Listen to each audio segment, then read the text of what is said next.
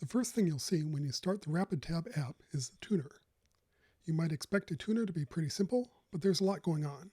In this video, we'll walk through how it all works, hit a little bit of physics, and a little bit of music theory too. So let's get going and put the tuner to work. The audio you're going to hear is from a PRS 245 going through a Focusrite iTrack dock and into the Rapid Tab app. I'll hit the A string on the guitar.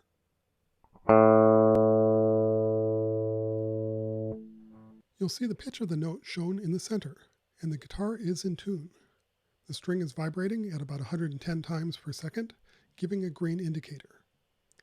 If I play up at the 12th fret on the A string, I get another A, this time vibrating at about 220 times per second.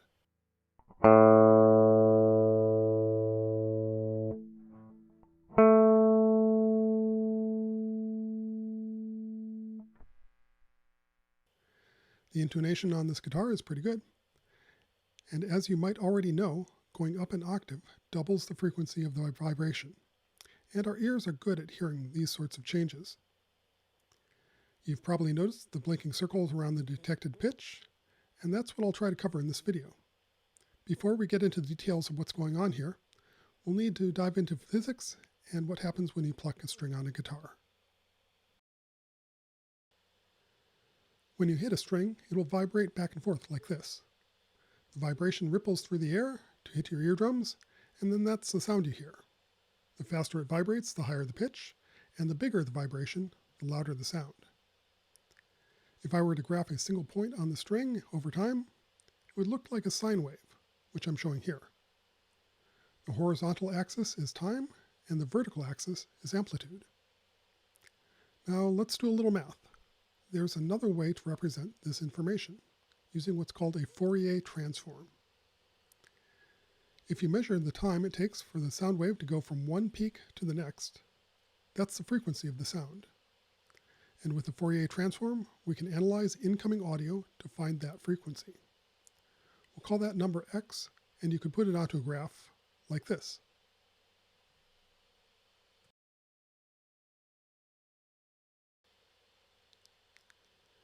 So here's where things are going to get a little bit weird.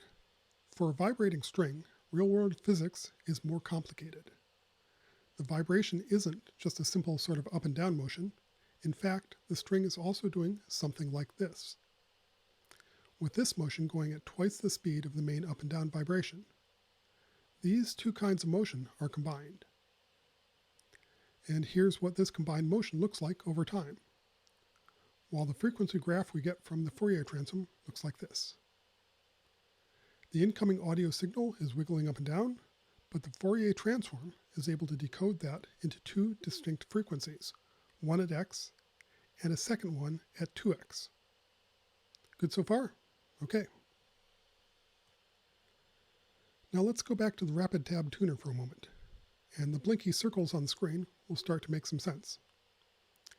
It's displaying the Fourier Transform graph, but instead of a straight line axis, we're putting it into a spiral. If the first frequency is an A pitch, it might show up as a circle here. We increase pitch, going around clockwise, until we get to twice the frequency, one octave up, and have a second spot here on a frequency graph. Going back to the vibrating string and the physics of it all, a guitar string has lots of different kinds of motion. There's a fundamental up and down wiggle. There's something that's twice as fast, that's one octave up. There's also a vibration that's 4 times as fast, at 2 octaves up. And you say, what about 3? Yep, there's a vibration at 3 times as fast, and also at 5, 6, and 7. These are the harmonic vibrations, and they keep going on for a while, getting relatively smaller as they increase in frequency. It's these harmonic vibrations that make a guitar string sound like a guitar string. Okay, so now back to the Rapid Tab tuner to see this stuff in action. If we hit the A string, we're going to get the fundamental frequency and also the vibrations at 2, 3, 4, 5 times as fast. At 1, 2, and 4, these are all octaves of the A frequency. It's going to double each time you go up 1 octave. At 3 times the frequency of the A pitch, it's just going to be just a little bit sharp from an E. and the factor of 5 takes you something that's close to a C sharp. Let me play an A note. Note all the spots in the play lighting up. Those are the harmonics, and many of them do not line up with the A pitch.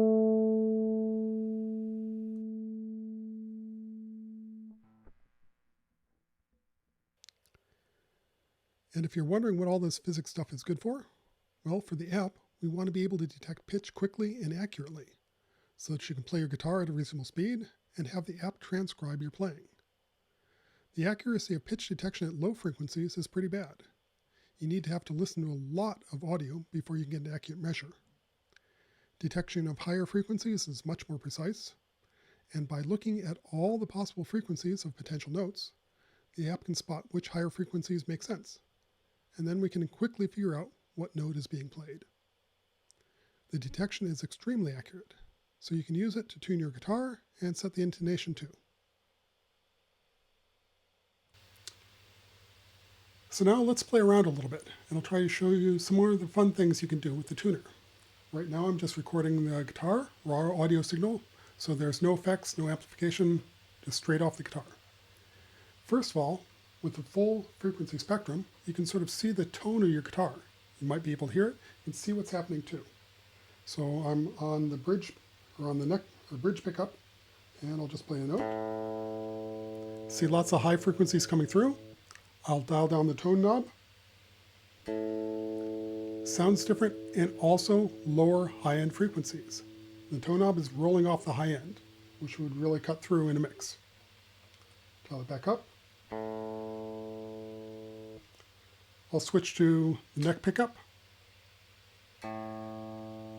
Get a little bit of different tone. What's happening is the physical position of the pickups on the string are going to impact which frequencies get detected on the string as it vibrates. And also the pickups may be wired a little bit differently. When you play a couple notes together, you'll do, say, E and A.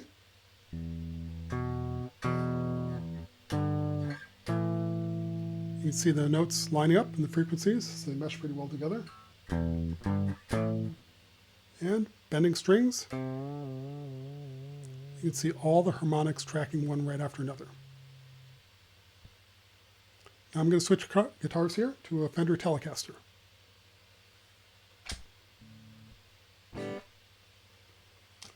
All right, so here's the Telecaster, nice 1980s.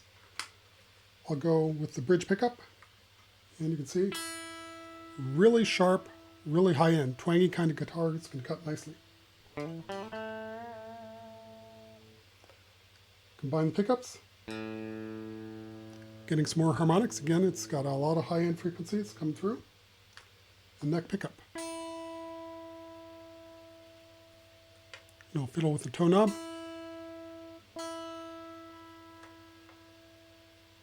And you can actually see on screen all the frequencies that are coming through and understand what's happening with the tone of your guitar. Now, one of the nice things about the RapidTab app is you can actually use it to plug into an audio chain to see what's happening with amplification. So I'm going to pop over here to AUN. Now we've got this set up. RapidTab detecting the raw audio input. I've got the 20th Century Amp Simulator app, which I really like quite a bit. And then you'll be able to see the output after the amplification effects. So right now it's just going through raw. And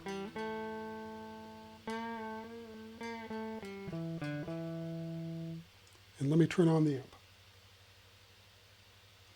On the left you've got before, on the right you've got after. This is just a clean patch.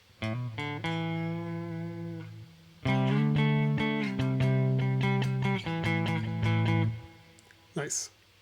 Switch over to the neck pickup.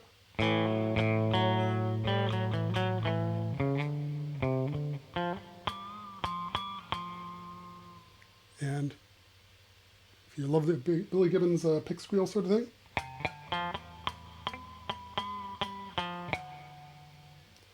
and that's really what's happening if you tap harmonic notes on your guitar. So.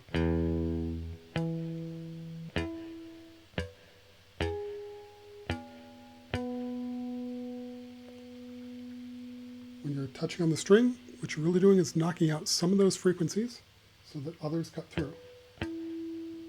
And let's thrash it up here with a different patch.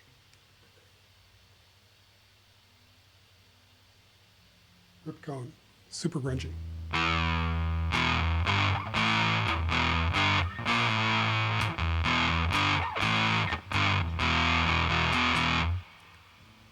Really great riff. So that's the Rapid Tap Tuner. Pretty darn handy. It's going to let you see what's happening with the tone of the guitar and also get your guitar tuned in and intonated very nicely. And because we've got fast pitch to MIDI and synthesizer,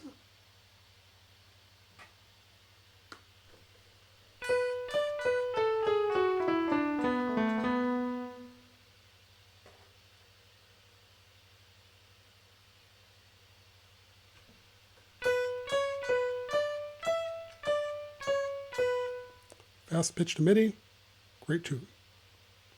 Hope you have fun.